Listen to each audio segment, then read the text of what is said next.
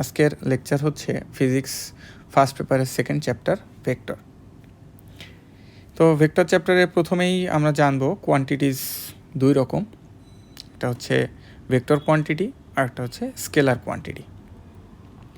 তো vector quantity হচ্ছে এমন ধরনের কোয়ান্টিটি যেটাকে ফুললি ডেসক্রাইব করতে এর ডিরেকশান এবং এর ম্যাগনিটিউড দুইটাই বলা লাগে। আর স্কেলার কোয়ান্টিটি হচ্ছে যেটাকে ফুললি এক্সপ্রেস করতে শুধু ম্যাগনিটিউড লাগে। তো এরকম একটা এক্সাম্পল হিসেবে বলা যায় যে কাউকে যদি এক্সারসাইজ হিসাবে 2 কিলোমিটার হাঁটতে হয়, সেক্ষেত্রে ওই 2 কিলোমিটার কোন ডিরেকশানে হাঁটতেছে এইটার উপর এক্সারসাইজ নির্ভর করে না। সো এরকম যে লেংথ, এই লেংথটাকে আমরা বলতে পারি হচ্ছে scalar distance. On the other hand, যদি কারোর স্কুল যদি নর্থের দিকে থাকে 2 কিলোমিটার দূরে, তাকে অবশ্যই নর্থের দিকেই 2 কিলোমিটার যাইতে হবে। সাউথের দিকে 2 কিলোমিটার গেলে সে স্কুলে পৌঁছাইতে পারবে না। তাহলে এরকম ক্ষেত্রে আমরা বলবো হচ্ছে এটা ভেক্টর কোয়ান্টিটি, এই ডিস্টেন্সটা। তো যদি ডিস্টেন্স যদি ভেক্টর কোয়ান্টিটি হয় তাহলে আমরা তাকে বলি হচ্ছে ডিসপ্লেসমেন্ট। ওকে, সো আমরা কয়েক রকম ভেক্টর দেখব। ফার্স্ট হচ্ছে ফ্রি ভেক্টরস। যে ভেক্টরের টেল কোথায় এটা আমরা যে কোনো জায়গায় প্লেস করতে পারি। ভেক্টরের হেড এবং টেল এটা নিয়ে আলোচনা করা হয় নাই। এখানে একটা ভেক্টর আমি ড্র করলাম। এই ভেক্টরের একদিকে একটা অ্যারো আছে, ওই অ্যারোর ডিরেকশানটা হচ্ছে ভেক্টরের হেড, আর অ্যারো বাদে অন্য যে ডিরেকশান এটা হচ্ছে ভেক্টরের টেল।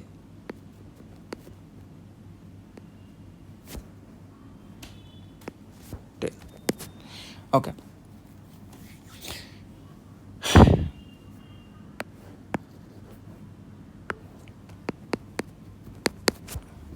তো ভেক্টরের যে টেল এটাকে আমরা আবার বলতে পারি ইনিশিয়াল পয়েন্ট, আর ভেক্টরের হেডকে বলতে পারি আমরা ফাইনাল পয়েন্ট। ওকে, তো ফ্রি ভেক্টর হচ্ছে এমন ধরনের কিছু ভেক্টর যে ভেক্টরের ইনিশিয়াল পয়েন্টটা আমরা যে কোনো জায়গায় প্লেস করতে পারি। অন দ্য আদার হ্যান্ড, এর অপোজিট ভেক্টরটা হচ্ছে লোকালাইজড ভেক্টর, যেখানে আমরা টেলটাকে যে কোনো জায়গায় প্লেস করতে পারি না। এটা একটা সার্টেন প্লেসমেন্ট আছে এবং সেটা জেনারেলি আমরা হচ্ছে অরিজিনে প্লেস করি। তো এখানে আমরা একটা লোকালাইজড ভেক্টর ওপি দেখতেছি, যেটার টেল হচ্ছে অরিজিনে প্লেসড। আচ্ছা, লাইক ভেক্টরস। যে সময় কয়েকটা ভেক্টর যদি এরকম হয় বা দুইটা ভেক্টর যদি এরকম হয় যে একটা ভেক্টরের সাথে আর একটা ভেক্টর প্যারালাল এবং সেম ডিরেকশনে, বাট তাদের ম্যাগনিটিউড ডিফারেন্ট বা সেম যে কোনো কিছু হইতে পারে, সেটাকে আমরা বলবো হচ্ছে লাইক ভেক্টর। তবে যদি তাদের ম্যাগনিটিউড সেম হয় তো ওই ধরনের প্যারালাল সেম ডিরেকশানের যে লাইক ভেক্টর সেটাকে আমরা আবার বলি হচ্ছে equal vector. So like vector বলতে গেলে আমরা জেনারেলি বলবো ম্যাগনিটিউডটা ডিফারেন্ট বাট ডিরেকশানটা সেম। আনলাইক ভেক্টর কী হবে?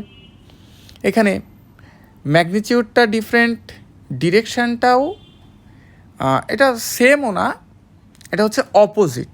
অর্থাৎ যে কোনো ডিরেকশানে নিলে আবার হবে না, এটা নিতে হবে একেবারে 180 ডিগ্রি ডিরেকশানে আর কি।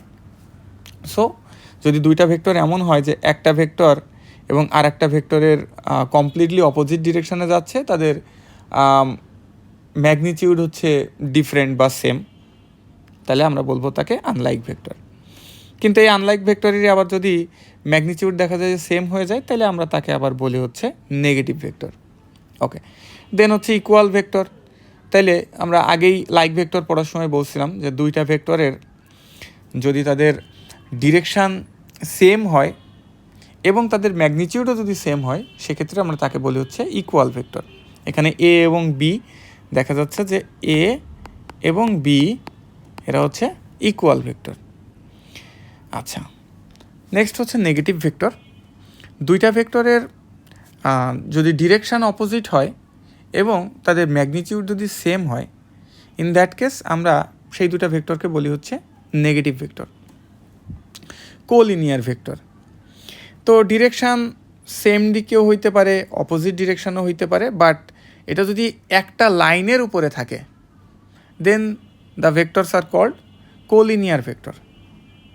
কোপ্লেনার ভেক্টর।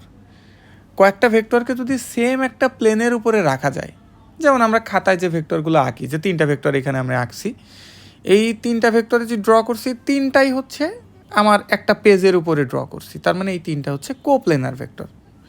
যদি কোপ্লেনার না হইতো তাহলে অ্যাকচুয়ালি আমরা একটা সিঙ্গেল পেজে এটাকে ড্র করতে পারতাম না, কারণ পেজটা তো আমাদের জানি যে একটা প্লেন। আচ্ছা, দেন হচ্ছে প্রপার ভেক্টর, যে ভেক্টরের ম্যাগনিটিউড 0 না।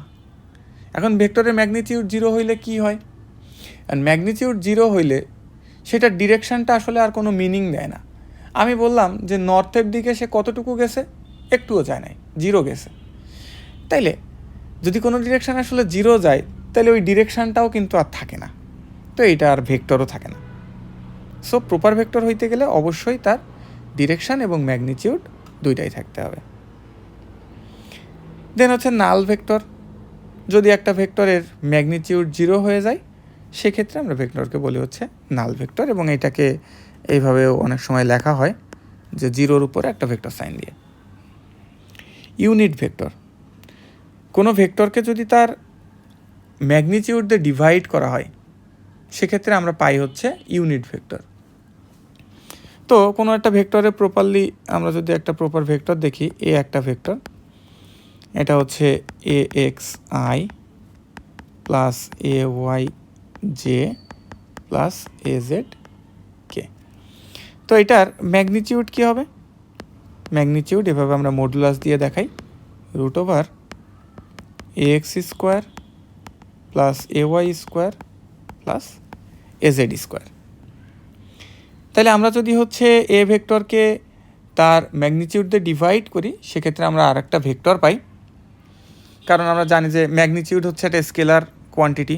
সে স্কেলার কোয়ান্টিটি দিয়ে মাল্টিপ্লাই বা ডিভিশন যেটাই করা হোক না কেন, সেটা ভেক্টরে থাকে। অ্যান্ড ডিরেকশান থাকে কোন দিকে? ইনিশিয়ালি এ ভেক্টরের যে ডিরেকশান ছিল, সেম ডিরেকশান। নেক্সট হচ্ছে পজিশান ভেক্টর। তো পজিশান ভেক্টর হচ্ছে কি? পি একটা পয়েন্ট, এই পয়েন্টটা কোথায় আসে এটা বুঝাইতে আমরা যে ভেক্টরটা দেখাই, সেটা হচ্ছে পজিশান ভেক্টর।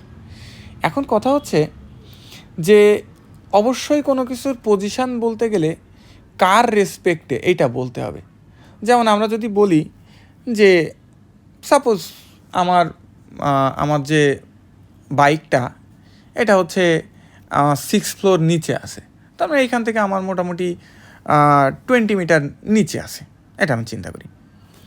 তাহলে এই যে 20 মিটার নিচে আছে বা 20 মিটার দূরে আছে, এটা কার রেসপেক্টে বলতেছি? আমি আমার রেসপেক্টে বলতেছি। এখন আমার ফ্যামিলি যে গ্রামে থাকে, তার রেসপেক্টে কি মোটরসাইকেলটা 20 মিটার দূরে আছে? নো। তার মানে কোনো কিছুর পজিশান বলতে গেলে অবশ্যই বলতে হবে কার রেসপেক্টে। তো জেনারেলি আমরা হচ্ছে পজিশান ভেক্টর বলি অরিজিনের রেসপেক্টে, ও এর রেসপেক্টে পি পয়েন্ট, এটা ডিনোট করা হয় ওপি দিয়ে। আচ্ছা, এরপর হচ্ছে ডিসপ্লেসমেন্ট ভেক্টর। তো দুইটা ভেক্টর